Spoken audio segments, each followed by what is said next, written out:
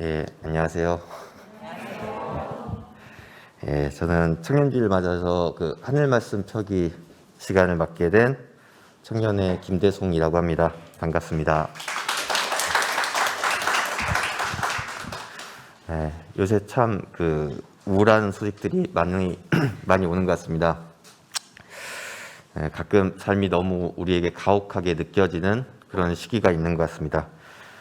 저도 한 10년쯤 된 이야기이긴 한데 좀 한동안 좀 매일 밤 이렇게 우울한 생각들이 들고 이랬던 적이 있었던 것 같습니다.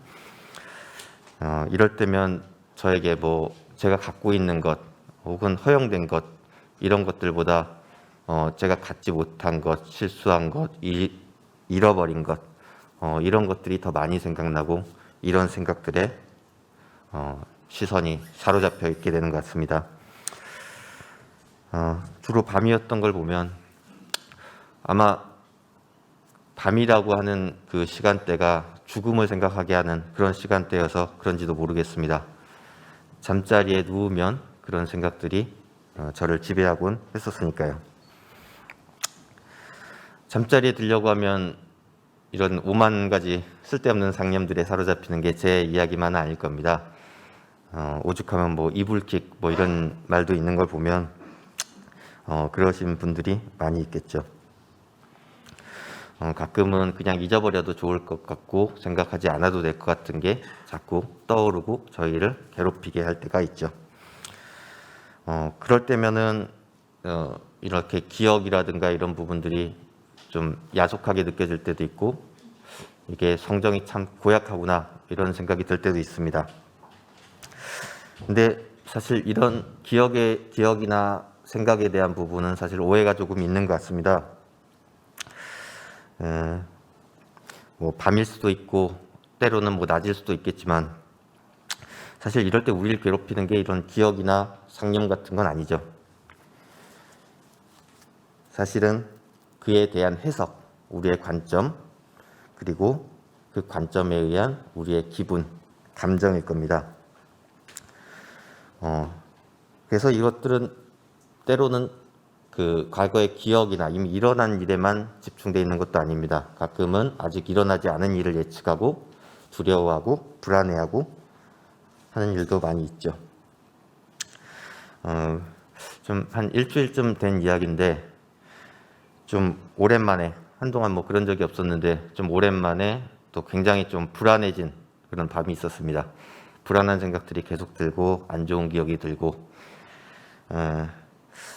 좀 그런 밤이 한번 좀 찾아온 일이 있었죠.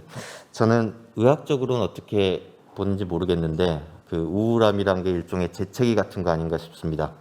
어쩌다 한번 이렇게 재채기를 한번 한다고 해서 우리가 크게 걱정할 필요는 없죠. 근데 그 재채기가 계속되고 자주 되고 오래된다면 한 번쯤 의심을 해봐야 됩니다. 가벼운 감기 같은 거일 수도 있지만 좀 심각한 병이 있을 수도 있죠. 그날 물론 오랜만에 찾아온 거고 잠깐 동안이었습니다만 좀 상태가 강도가 조금 세다는 느낌이 들었습니다. 그래서 좀 이상하다는 생각이 들더라고요. 그래서 가만히 앉아서 제가 우울하게 생각하는 부분들이 무엇인지 그게 합당한 것인지 하나하나씩 이렇게 저에게 좀 물어봤습니다. 그때 이제 그런 거 아니다. 내가 괜한 생각을 하는 거다. 이런 생각이 참 들고 잠이 들었으면 해피엔딩이었을 건데 안타깝게도 아무리 생각을 해봐도 제가 걱정하는 일들이 마땅히 걱정해야 될 일이고 불안한 일들이 마땅히 제가 불안해야 할 일이고 후회되는 일들이 정말 후회할 만한 일이고 그렇게만 계속 생각이 드는 거예요.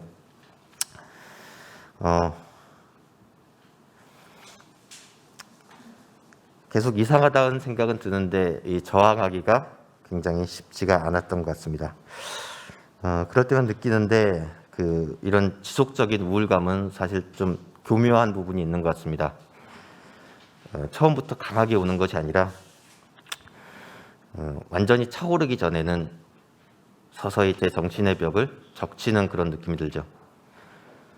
조용히 그렇게 제 생각들을 잠식해 가다가 우울한 기분들만 들게 하고 그런 생각들로만 제 관점을 고정시켜 버립니다. 정신을 차리고 어떻게든 이런 기분들을 좀 리프레시 시켜 보려고 해도 그때는 이미 온 몸이 무력감에 빠져 있고 어떤 것도 하기 싫고 이런 기분이 들기도 하죠. 그렇게 누워서 얼마나 좀 지났나 모르겠습니다. 1시간이 지난 것 같기도 하고 더 지난 것 같기도 하고 계속해서 이런 일종의 자기 비하들도 하고 우울한 기억들도 막 하고 막 불안해하고 이렇게 하다가 약간 좀 이성적으로는 모르겠는데 뭔가 이상한 위화감이 좀 드는 겁니다. 이게 너무 심하니까 계속 머릿속에서 안 좋은 생각만 하고 생각을 멈추라고 저에게 명령을 내리는데 머리가 말을 안 듣습니다. 계속해서 잠도 안 오고 통제가 안 되는 거죠. 어떻게 해야 될까 하다가 이제 얼마 전에 읽은 글이 하나 생각나는 거예요. 여러분 혹시 우리 뇌가 부정적인 우리 뇌 자체는 부정적인 개념이 없다는 이야기 혹시 들어보셨습니까? 이게 무슨 얘기냐면 우리 뇌에는 그러니까 예를 들면 무엇을 하지 말아라는 말을 우리 뇌는 잘 인지를 못한다고 합니다. 물론 제가 여러분에게 지금 자리에서 일어나지 마십시오라고 하면은 그런 얘기들은 이해를 하니까 이성적인 부분이니까 몸을 움직이는 부분이니까 할 수가 있죠.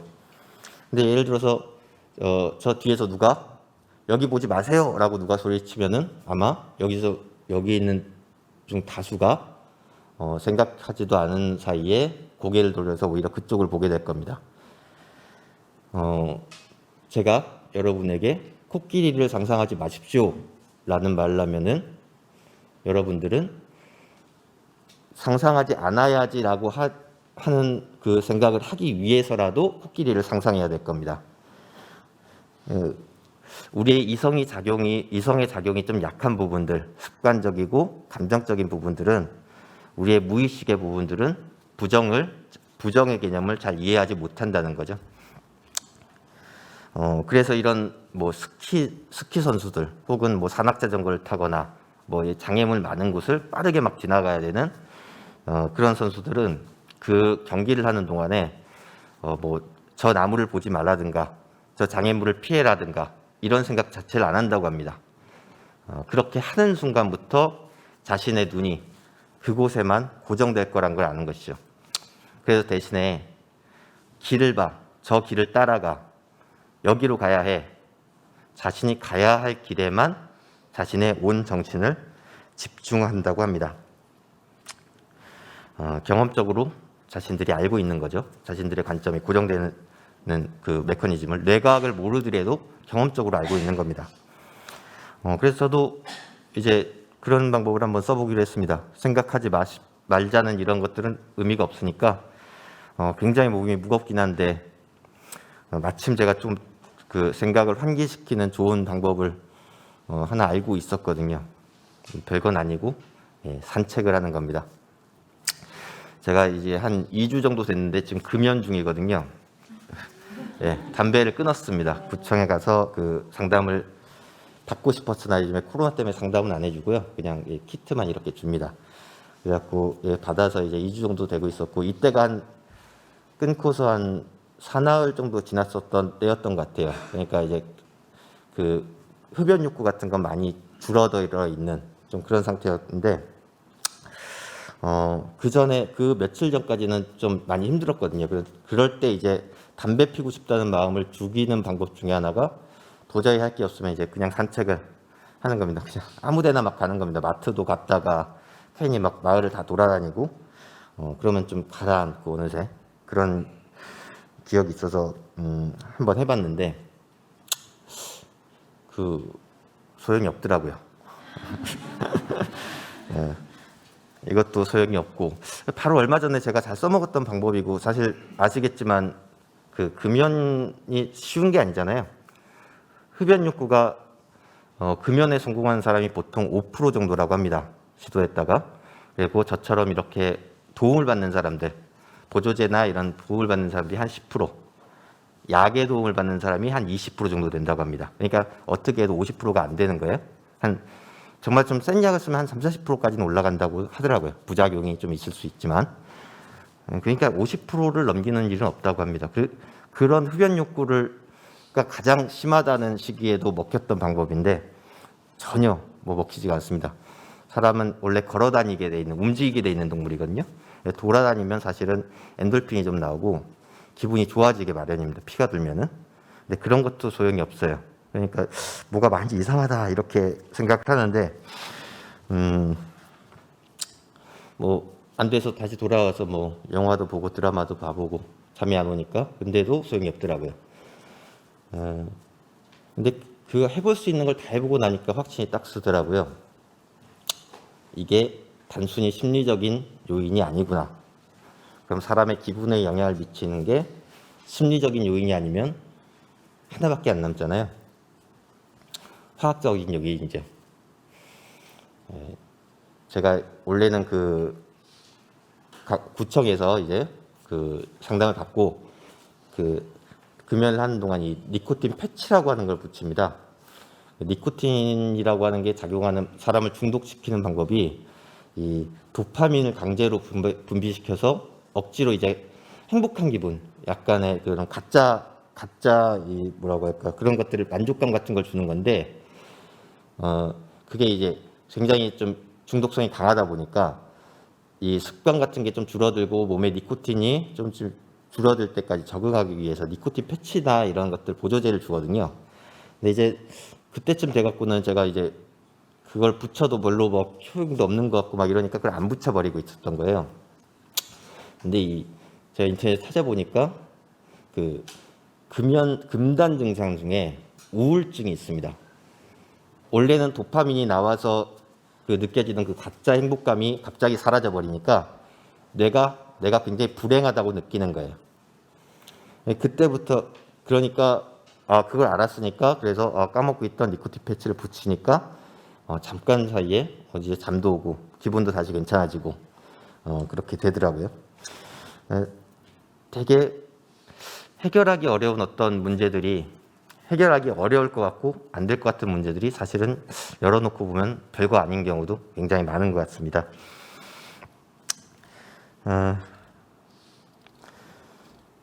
뭐 그렇긴 해도 지나고 나니까 좀 재밌는 경험이었던 것 같기도 합니다. 왜냐하면 원래대로라면 사실은 그 어떤 경험이나 기억이 그 우리에게 영향을 줘서 그런 우울한 감정이 오고 그게 어떤 균형을 깨뜨렸을 때 우울증으로 발전하게 되고 하는 거잖아요. 물론 호르몬이나 유전의 영향도 있을 수 있지만 근데 이 경우에는 이제 너무 순간적으로 우울하다는 느낌이 화학적으로 오다 보니까 그 차이가 이성적으로 분별이 되는 건 아닌데 너무 이게 드라마틱한 차이가 있다 보니까 느껴지더라고요. 좀 약간 무슨 제 몸에 실험을 한 것처럼 그 결과가 보이는 겁니다.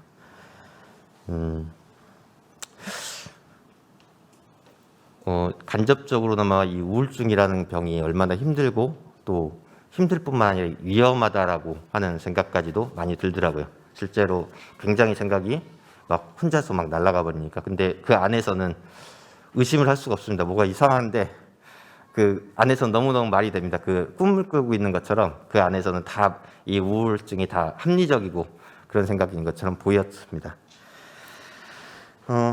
우리는 보통 이제 감성적인 것들 그리고 이성적인 것들을 서로 대비되는 것이라고 생각하는 경우가 많습니다.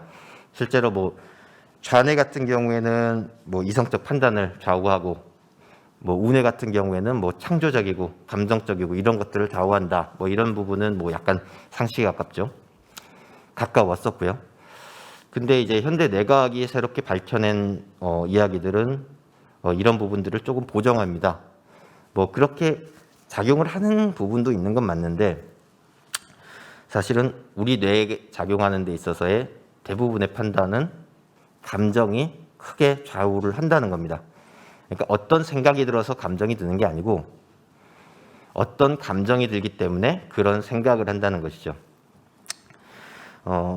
예를 들면 뭐 저희 가족들, 뭐 제가 사랑하는 누군가 이런 사람을 봤는데 제 뇌가 망가져서 그 사람을 보고는 있는데 그 사람에게 마땅히 일어나야 뭐 어떤 뭐 애틋함이라든지 따뜻함이라든지 이런 감정이 제 뇌에서 이어지지가 않을 경우에, 그냥 이미지만 보고 있을 경우에, 이성적 판단만 하고 있을 경우에는 우리 뇌가 분명히 이성적으로는 그 사람 얼굴이 맞잖아요. 근데 우리 뇌가 좀 황당한 생각을 한다고 합니다. 우리 뇌가 그 사람이 예를 들어 제 어머니다 그러면 제 어머니 얼굴을 한 사기꾼이다, 이런 식으로 이상한 생각을 한다고 합니다. 카프그라 증후군이라고 해서 일종의 망상적 동일시라고 부르는 병인데요. 이것도 하나의 예가 되죠. 우리의 감정이 사실은 정보가 아니라 감정, 정보는 자극제이고 감정이 판단의 기준이 된다는 겁니다. 그 외에도 뭐 그런 이야기를 많이 들어봤죠. 뭐 야구장이나 이런 데서 막 어마어마하게 관중이 많고 사람이 많고 막 이런 데서 그 속에서 내가 사랑하는 사람, 내가 정말로 애틋하게 느끼는 사람은 순식간에 막 찾아낸다든지, 이런 말도 안 되는 이야기가 말도 안 될 것 같지만 실제로는 가능한 일이라고 하죠. 왜냐하면 우리는 보거나 듣는 것 중에 우리가 인지하지 못하더라도 우리의 이 감각 기관에 걸리는 것들은 우리 뇌에 모두 저장이 된다고 합니다. 실제로 우리 뇌의 용량은 어마어마하기 때문에 우리가 흔히 기억력이라고 부르는 것도 실제로 우리 뇌의 용량의 문제가 아니라, 혹은 뇌 안에서 어떤 서치의 문제가 아니라 로딩의 문제라고 합니다. 우리 뇌가 그걸 다 가져올 수는 없으니까 일부만 가져오는 거죠. 효율성을 위해서 리소스를 원래는 제한을 하는 겁니다. 기억의 로딩 속도에는. 왜냐하면 우리 인간은 추론도 해야 되고 여러 가지 추측도 해야 되고 생각이란 걸 하잖아요. 그래서 예를 들면 이 단기 기억 같은 경우에는 침팬지를 인간이 이겨내지 못하죠. 인간과 침팬지의 단기 기억 능력은 완전히 넘사벽입니다. 절대로 이길 수가 없습니다. 그것은 침팬지의 뇌가 인간보다 발달했기 때문에 그런 게 아니라 침팬지에게는 그런 기능이 없는 거죠. 우리와 같은 추측이나 추론 능력이 없기 때문에 모든 리소스가 기억을 로딩하는 데만 집중되어 있는 겁니다. 그러니까 제 모든 시도들이 다 실패했던 거죠. 애초에 그 기억을 멈추거나 어떤 다른 문제가 아니라 원인이 니코틴의 부족이었으니까, 그것 때문에 일어난 일시적인 현상이었기 때문에 그게 우울감을 불러일으켰고, 우울감이 기억을 끌어내고 있는 거기 때문에 기억을 차단하는 거나 생각을 차단하는 것도 의미가 없었고 몸을 움직이는 것도 먹히지 않았던 거죠. 우리 몸에서 어떤 감정을 느끼는 부분에 대한 이해는 굉장히 중요한 문제라고 생각합니다. 특히나 요새처럼 이렇게 계속해서 우울한 소식이 전해질 때는 더더욱 그런 것 같습니다. 코로나는 물러갈 줄을 모르고 뭐 어디선가는 민주주의 투쟁이 일어나는데 그것도 아직 끝나지 않았죠. 요즘엔 뉴스 자체도 잘 안 들려오는 것 같습니다. 일부 찾지 않으면요. 미얀마 문제 같은 경우에는 여전히 또 아직 한참 문제가 진행 중인 것 같은데, 또 바로 옆 나라에서는 또 러시아라기보다는 또 개인인 것 같죠. 푸틴이라고 하는 인물이 또 전쟁을 일으키고 있는 것 같습니다. 기후위기는 날이 갈수록 심해지는데 인류가 하나 돼서 해결해도 모자랄 이 판국에 어쩌면 세계 3차 대전이 날지도 모른다는 기후마저 맴돌고 있습니다. 정말 기후가 됐으면 좋겠는 그런 소식들이 전해오죠.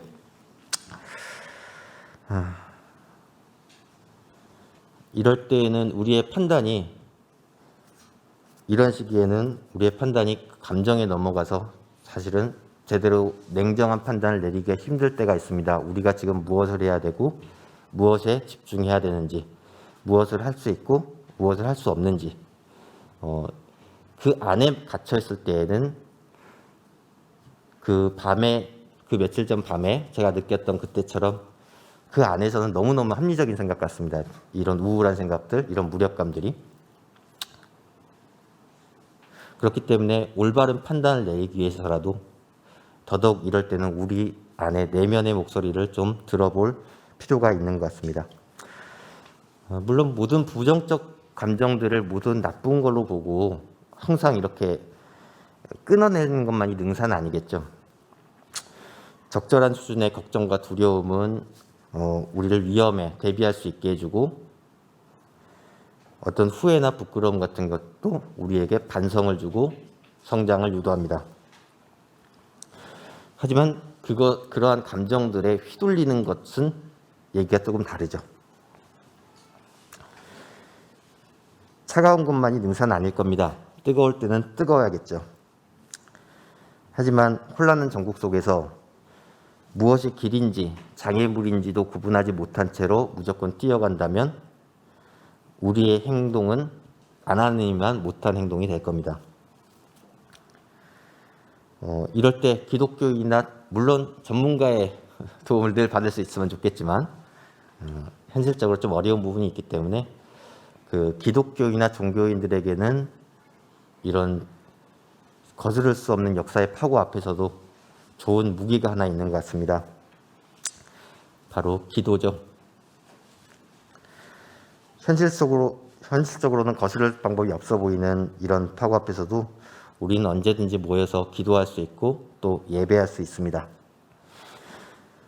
적어도 아무것도 하지 못해서 무력감에 처해 있거나 그건 또 싫다고 감정에 휩싸여서 아무런 계산도 없이 거리로 나가는 것보다도 일단 우리 안의 목소리를 듣고 판단하고 우리를 잘 제어하며 올바른 방법이, 올바른 행동이 무엇인지 한 번쯤 생각해 볼 수 있는 시간을 가져야 될 것 같습니다.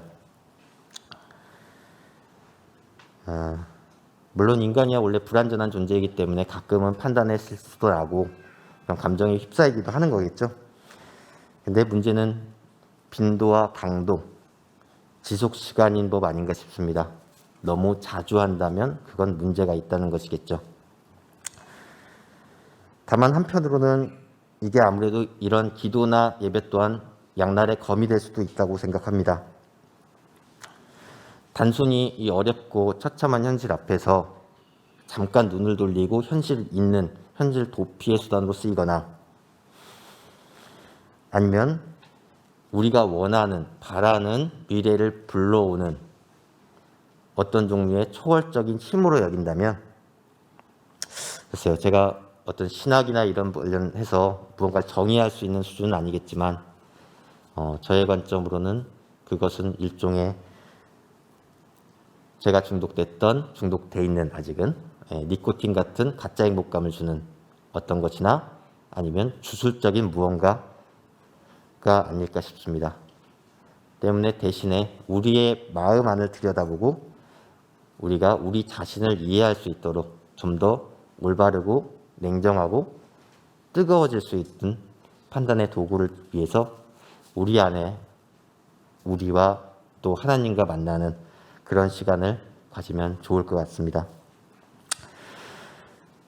모든 것이 끝나버리기 전까지는 아직 여기 진실한 희망의 빛이 여전히 밝게 타오르고 있음을 우리가 다시 볼 수 있을 것이라 믿습니다. 감사합니다.